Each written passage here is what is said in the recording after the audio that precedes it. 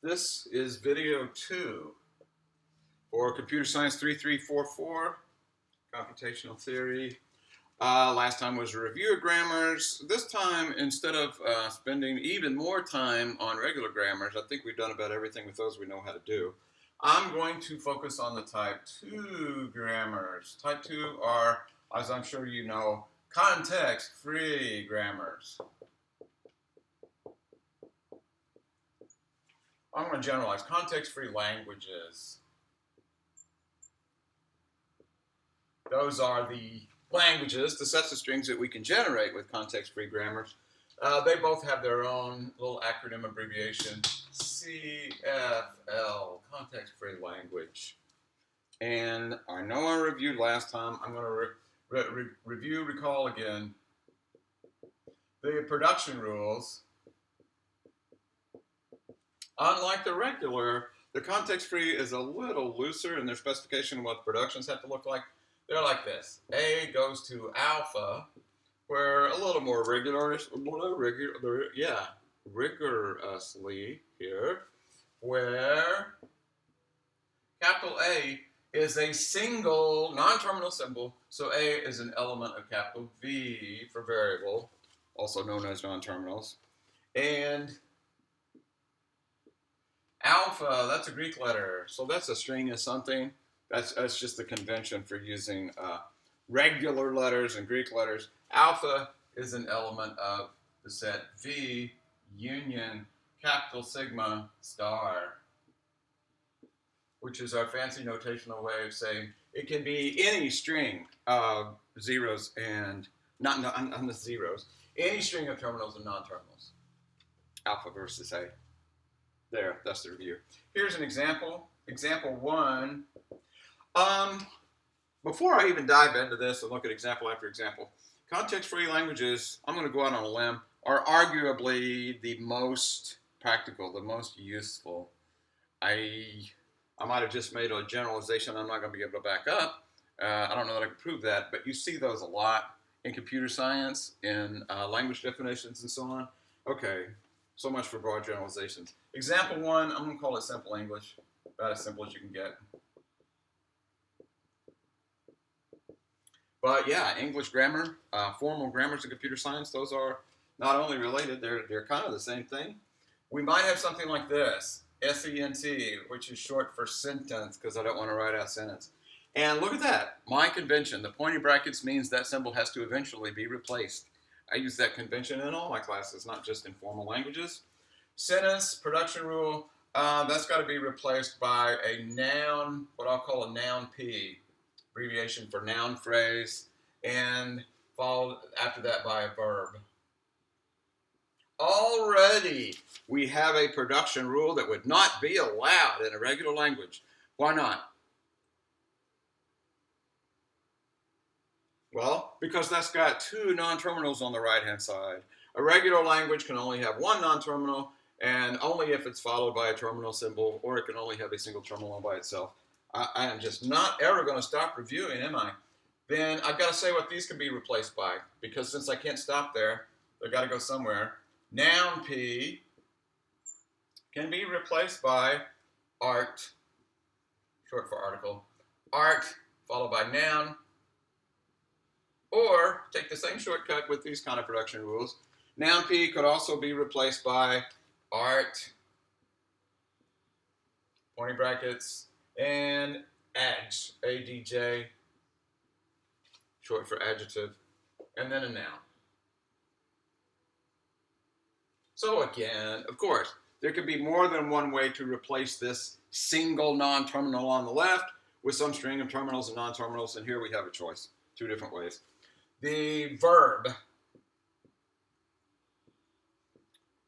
non-terminal can be replaced by runs, or maybe jumps, or maybe listens.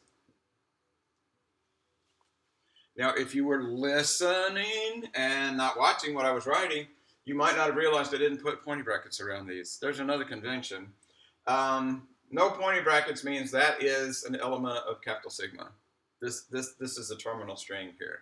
We could view these as individual tokens, in which case that is one element, or we could have something that generates a word. It's going to really complicate our grammar. We end up with the same thing. But in other words, these have no non-terminals left to replace. So when we get down to one of those as a replacement for verb, we can replace no further. You'll see what I mean when we get to an example. After that, let's see, who's next? Art. You say who art is. Art is article. It could be, whoops, oh, I almost put a capital A. You know what? This is going to be all lowercase. Lowercase a for article. That looks much more like a terminal symbol. Lowercase the. Those are articles in the English grammatical sense. I need to say what noun can be replaced by. Noun can be replaced by girl, or maybe starfish, or of course, dog. There. A noun could be a girl or a starfish or a dog. And I think I've got, well, everything except for adjective, ADJ. The adjective non-terminal symbol can be replaced with the terminal symbol loud or thoughtful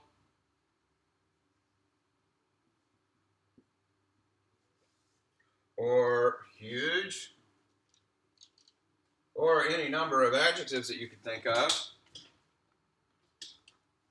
And there we have it. There is a way, I believe, to start with our start symbol, cent, and get all the way down to a string of nothing but these terminal symbols. Let's try a derivation and find out.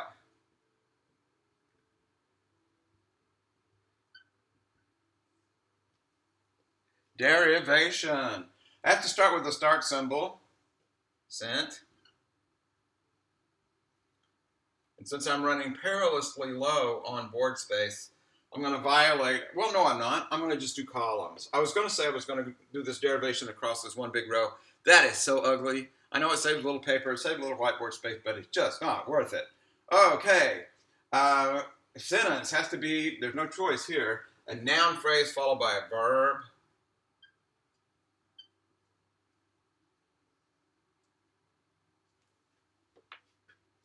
And I'm going to underline noun phrase. And you might think, I could look ahead. I can see what all these are going to be. I'm doing this on purpose.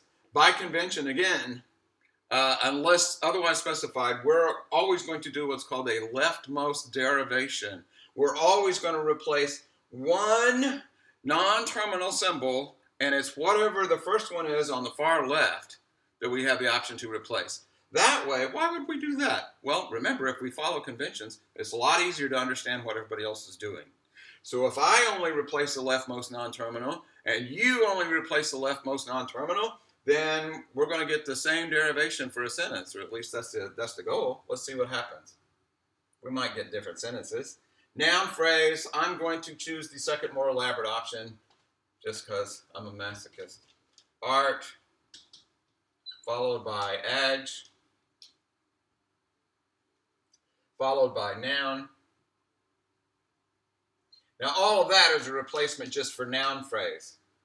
So I still have verb out here dangling on the end. Yeah, I'm going to run out of space. Whoa, I'm going to have to wrap around at the top of the board. Anyway, leftmost derivation, I got to replace art with something. I got two choices, A or the. I'll replace it with A. And got to keep adjective. Got to keep noun. Got to keep verb. So far, so good. Now I got to replace adjective. Three choices: loud, thoughtful, huge. How about thoughtful? A, thoughtful, noun, verb. Thus goeth my derivation. Now I got to replace noun.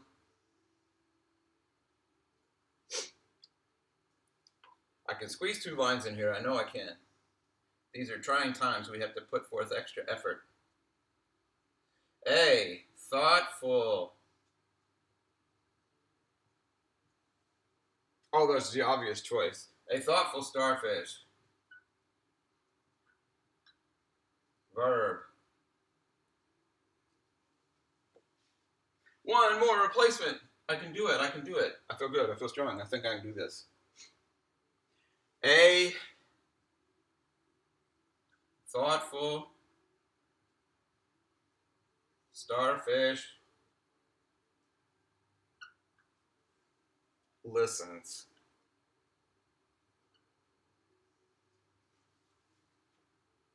Be like the starfish. A thoughtful starfish listens. Our lesson for the day. That's 10 minutes already. Well, it's a good time to close off this video and erase the board and keep going. See you online.